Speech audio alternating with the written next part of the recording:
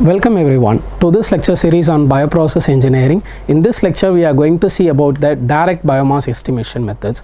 Biomass is an important concept in the bioprocess engineering which requires to measure biomass is an important concept in the bioprocess engineering which is measured to understand the growth of the organism, to calculate the yield and to optimize the process.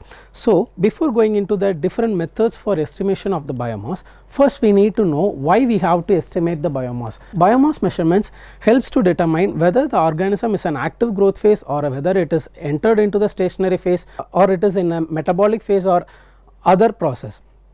So, biomass estimation is required to optimize the nutrient requirements, pH, process parameters and also the product production. Industrial process depend upon the biomass monitoring so that the consistent process is maintained throughout the process. In an industrial process, selecting an appropriate method is required to accurately estimate how the biomass is being produced, how much biomass is being produced and how the growth is happening. There are two types of methods in the biomass estimation. One is direct methods and another one is indirect methods. Direct methods estimate the growth of the biomass directly, that is the cell count and the phase of the growth are measured directly without measuring any indirect parameters such as the optical density or the metabolic process data. So, direct methods are highly reproducible and are also the benchmark methods for optimizing the biomass production, because these methods result in a true biomass concentration, that is either the cells per ml or given as the mass of the biomass directly. So, this is these methods are used in the stoichiometry calculation for the conversion factors. Although these are batch oriented and destructive, these will provide the ground truth reference for the biomass concentration present. So, many academic laboratories and research laboratories do possess the basic equipments for direct biomass estimation. So, in direct biomass estimations there are 8 different methods, that is what we are going to see in this lecture. So, first one is direct microscopic count, viable cell plate count, dry weight determination, wet weight determination, packed cell volume, electronic cell counting, membrane filter count and most probable number. So, first direct microbial cell count. Direct microbial cell count is performed by measuring the cell count by using the microscope. So, the cells are loaded into a counting chamber like a hemocytometer, where a known volume of the cell suspension is loaded and the cells are counted with the use of a dye. Main problem in this method is some of the dyes that are used cannot distinguish the viable cells with the non-viable cells. So, for the distinguishing of the viable cells and non-viable cells, there are specialized staining methods like Trypan blue staining method, which will differentiate the viable cells from non-viable cells. So, the cells the counting chamber is separated into different regions and the cells that is present in the each region is counted, and that can be approximated to the total known volume and that can be extrapolated to the total volume of the cells. So, this method yields a rapid results with minimal laboratory installations, and this method is one of the gold standards that is available for the biomass estimation. Next method is viable plate count method. In viable plate count method, the cell suspension is diluted into several different dilutions, and those dilutions are plated into a agar plate, so that each viable cell in the suspension can grow into a colony. One of the main disadvantages in this method is the colonies that are grown from the cell suspension may or may not arise from a single cell. The results in this method are expressed as colony forming units. The colony forming units are the number of colonies formed in that particular suspension. So, each colony may be formed from a single cell or multiple cell. That is one of the main disadvantages in this method. So, this method does not give you the accurate cell count in the process, but it will give you the accurate metabolic state of the and biological activity of the biomass process. So, this method also provide the highly meaningful estimate of the biomass, viable biomass, so that non-viable biomass are not measured in this method. The third method is dry biomass estimation method, and this method is the gold standard for estimating biomass in the bioprocess industry. So, this method will provide the actual mass of the cells that is present in the present in a cell suspension without any water taken into consideration. So, before going into the method, the cells are harvested either by centrifugation or by filtration, and the cells are completely dried, and then the cell mass is measured. The results are expressed in this method as gram of dry biomass per liter of the cell suspension, and this method is widely used in the microalgal cultivation and bioprocess engineering. So, this method this method will provide an accurate biomass even if the cell is a filamentous organism. So, this method is a more direct than the indirect methods, and it is more suitable for dense cultures and microalgal cultivations. Next method is wet weight method. In wet weight method, the mass of the cell is measured before the complete removal of the water. So, this method the cellular solids are collected by centrifugation or by filtration, and that mass of that biomass is weighed and measured, but this will have the percentage humidity of the water.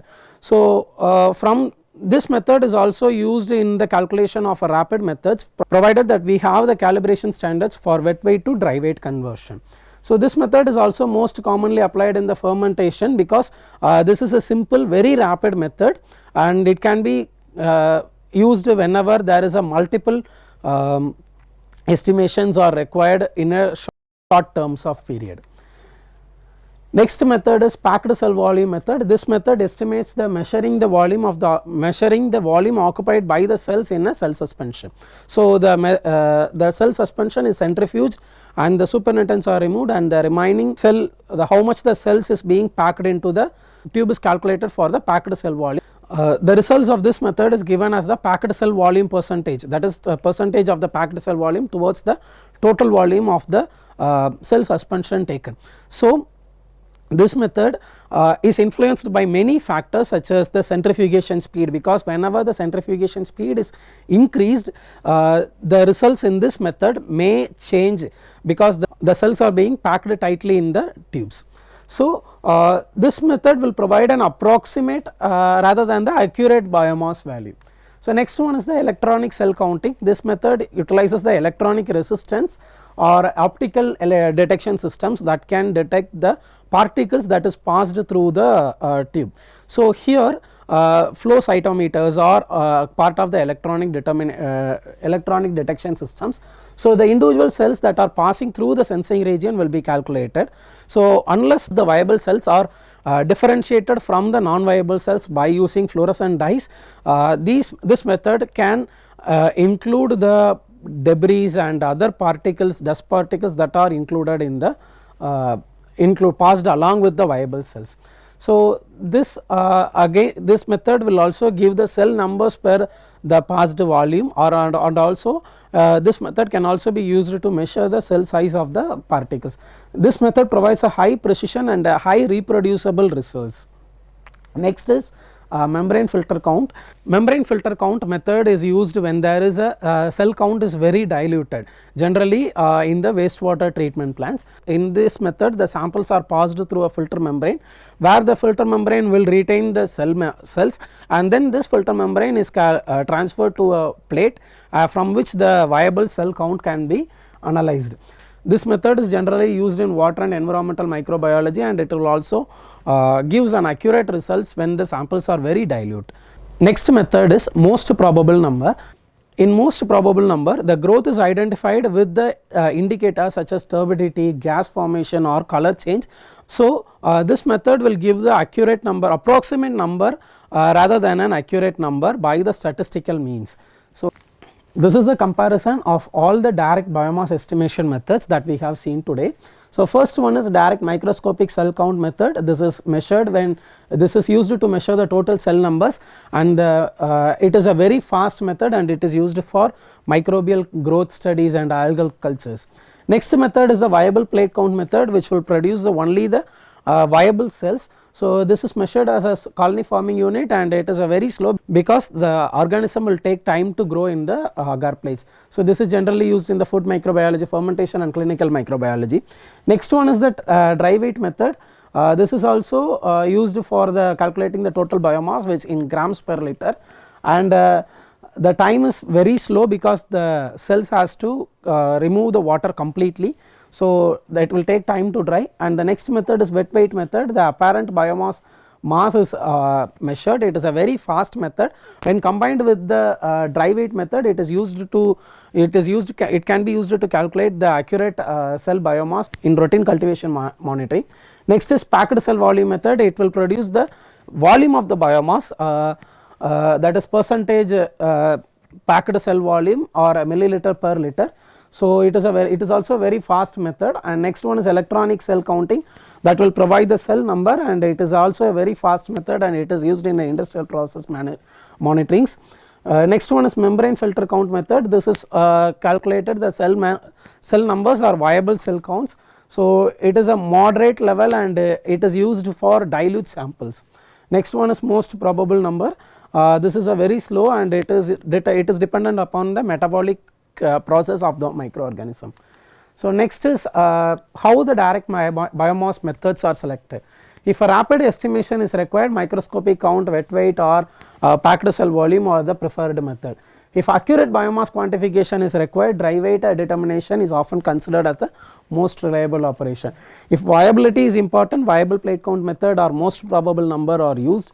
If automation and high throughput are required, electronic cell count is used, and if sample biomass is extremely low and it is very diluted, then membrane filter count is used.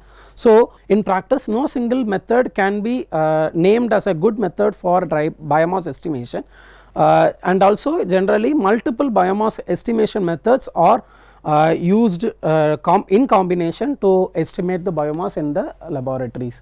So, this is the summary. Direct biomass estimation methods are actual determination of cell numbers or cell mass or cell volume, and microscopic cell count, electronic cell counting, membrane filter count will provide the actual cell counts, and dry weight, wet weight and packed cell volume biomass accumulation is measured.